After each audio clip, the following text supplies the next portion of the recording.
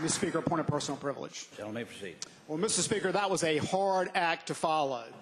I've always said the chairman is straight out of central casting when it comes to the House of Delegates, but I did want to follow up on some of the remarks he said.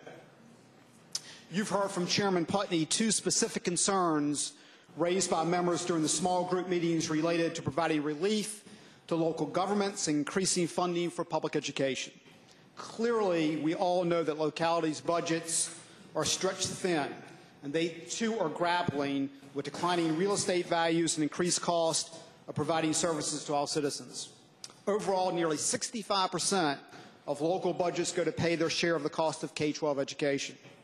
The budget recommendations that the committee will consider on Sunday will address local aid from two fronts. First, as it relates directly to public education, we will put forth recommendations to increase funding for our public schools by an additional $140 million over the amounts recommended by Governor McDonnell.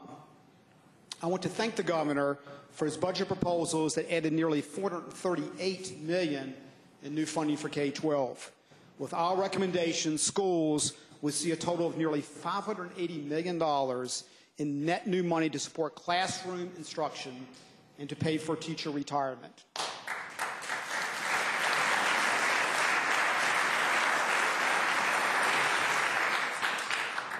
Specifically, our amendments will provide $106.1 million in non-personal services inflation using the most up-to-date inflation figures reported by Global Insights.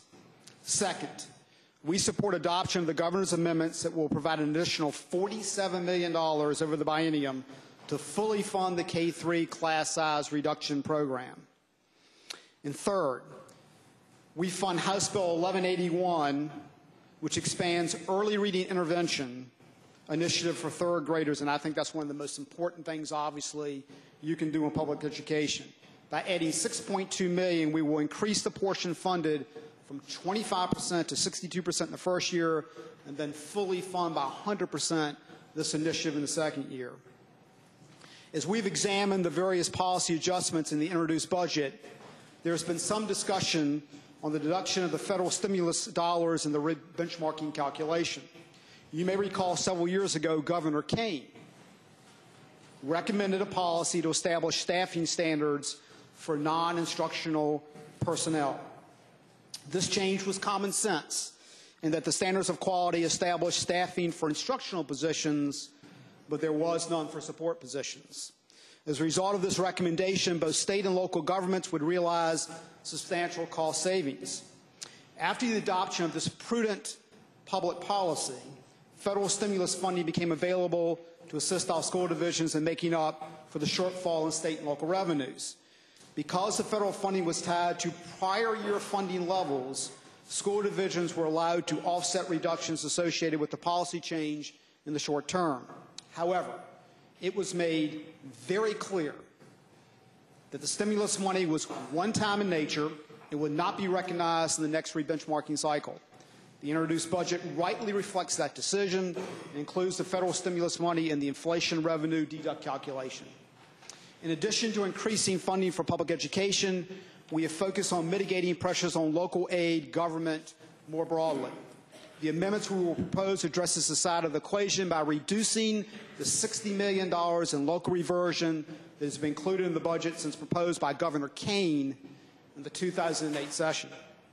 For the last 4 years, we've reduced local aid by $60 million each year. While this tool was necessary to balance the budget during the recession, it is not an acceptable long-term solution. Governor McDonnell's proposed budget reduces local aid by $25 million.